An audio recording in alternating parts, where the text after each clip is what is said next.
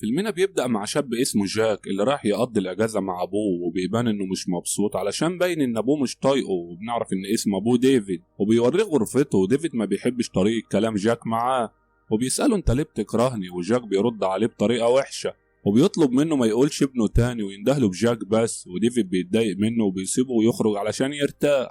وجاك بيقعد في البيت زهقان ومش لاقي حاجة يعملها لحد ما بيلاقي بنت بتتمشى في الجنينة، فبينزل يتمشى علشان يشوفها. عرف من ديفيد ان اسمها ماريا وانها الخدامة بتاعتهم، وبعدها بيعرفهم على بعض. وجاك بيكون مكسوف وما بيتكلمش خالص، وديفيد بيسيبهم لوحدهم، وماريا بتروح تجيب له حاجة يشربها، وبيفضلوا يتكلموا مع بعض شوية لحد ما بتجيب سيرة أمه. ساعتها بيتعصب وبيروح غرفته، وماريا بتروح له تتأسف له عن اللي هي قالته، لكنه بيسيبها ويخرج يصور المكان. ولما بيرجع بيلطف معاها الكلام، وبيقول لها ما تزعلش من عصبيته. وبعدها عرفها ان امه ميتة علشان كده محبش يتكلم عنها، وبيكلمها عن حياته وابوه وامه الميتة، وبنعرف انه محمل نفسه مسؤولية موتها. وماريا بتلاقي الوقت اتأخر وبتاخد بعضها وتمشي.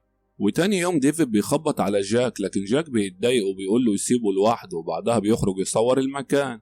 وبيقابل بنت جميلة وبيتعرفوا على بعض، وبتعرف منه انه جديد في المدينة وبتحاول تشقطه. وهو بيكلمها بيشوف ماريا راكبة عجلة وبيبصلها بإعجاب، ولما البنت بتشوفها بتغير وبتسأله مين دي، لكنه بيسيبها ويمشي. وجاك بيرجع البيت وبيصور ماريا وهي قاعدة، وبيدخل عليها المطبخ وبتسأله عن البنت اللي كان واقف معاها، فبيقول لها انه لسه عارفها من شوية. وماريا بتسأله عن البنت اللي بيحبها، فبيرد عليها جاك وبيقول لها انه شايف البنات اللي في سنه متخلفين، وبتعرف منه انه عنده 17 سنة وهيتم ال 18 كمان كام يوم. وبيتعصب لانه بيفتكر عيد ميلاده اللي قضاه مع ابوه، وبيخرج وماريا بتخرج وراه وبتسأله عن علاقته بابوه، وبتعرف منه انهم بعيد عن بعض من زمان وانه عايش عند عمه في امريكا.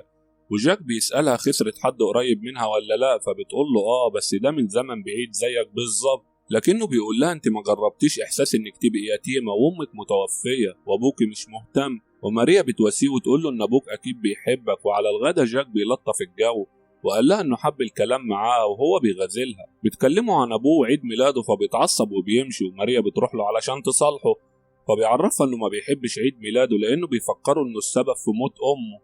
وبيسألها عن الشخص اللي فقدته هو مين، جوزها ولا لا، فبتعرفه انها ما اتجوزتش وانها حبت واحد وحملت منه، وطلب منها تنزل الجنين لكن اهلها رفضوا انها تنزله، لكن اخدوه منها اول ما ولدته، ومن وقتها هي ما شافتوش. وبتبدأ تعيط، وجاك بيحاول يواسيها لحد ما ديفيد بيرجع تاني. ديفيد بيعرف جاك انه مسافر باريس علشان عنده شغل، وديفيد بيسافر وبيسيب ماريا وجاك لوحدهم، وما بيكونش عندهم اي حاجة غير الكلام عن امه والفرجة على التلفزيون. وهم بيتفرجوا على التلفزيون بيفضل باصص لماريا ومسبل لها، ولما بيروح ينام بيفضل يتفرج على الصور اللي صورها لها. وتاني يوم ماريا بتقابل صديق ليها اسمه جيكوب شغال صحفي جاي يغطي خبر هنا، وماريا بتاخده البيت وتعزمه على قهوة وبيتكلموا مع بعض. وبنعرف ان جيكوب ده هو الشخص اللي كانت بتحبه وابو ابنها. وهم بيتكلموا جاك بيكون سامعهم، وجيكوب بيطلب من ماريا ترجع معاه تاني، لكن ماريا بتقوله ان دي فكرة مش كويسة، لكنها بتقوله هتفكر في كلامه، وبيودعها ويمشي. بعدها بشوية وهي بتطبخ جاك بيدخل عليها وبيسألها عن جيكوب،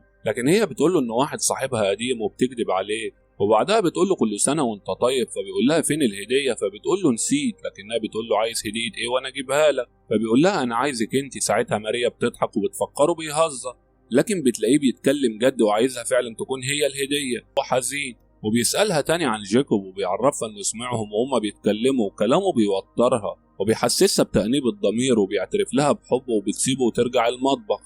وبتكون شايفة انه بيحبها علشان بتفكره بأمه، وبتقول له انها ما ينفعش تبقى أمه. وجاك بيروح وراها المطبخ يتحرش بيها فبتضربه بالقلم.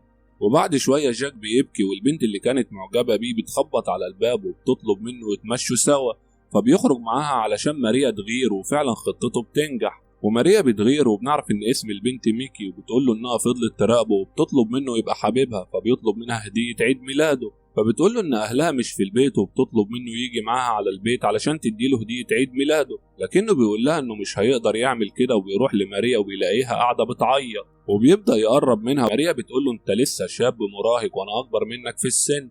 وجاك بيتعصب وبيقول لها ان السن ملوش علاقة، وبيقول لها ان عنده فكرة حلوة، اتبنيني زي ما تبنوا ابنك. وماريا بتتعصب عليه، وبعدها ماريا بتكلمه عن ابوه وبتقول له يحسن علاقته بابوه، وبيستمر جاك وماريا زي المتجوزين. وديفيد بيرجع وبيجيب هدية لجاك وبياخدها علشان وعد ماريا يعامل ابوه كويس. وابوه بيطلب منه يتعشوا بره بيتعصب وبيرفض، وماريا بتدخل تقنعه وبيوافق، وبيقعد مع ابوه يشربوا سوا لانه تم 18 سنة، وجاك بيقول له رأيه فيه وبيقول له انت اناني وما بتحبش الا نفسك، لكن ديفيد بيدافع عن نفسه وبيقول له انه كان بيحب امه جدا وانه اتجوز بعد ما ماتت علشان هو ما يحسش انه فقد امه. وجاك بيفتكر انه بيحمله مسؤولية موت امه، لكن ابوه بيقول له الكلام ده مش صح. وفي اخر الكلام جاك بينام من الشرب.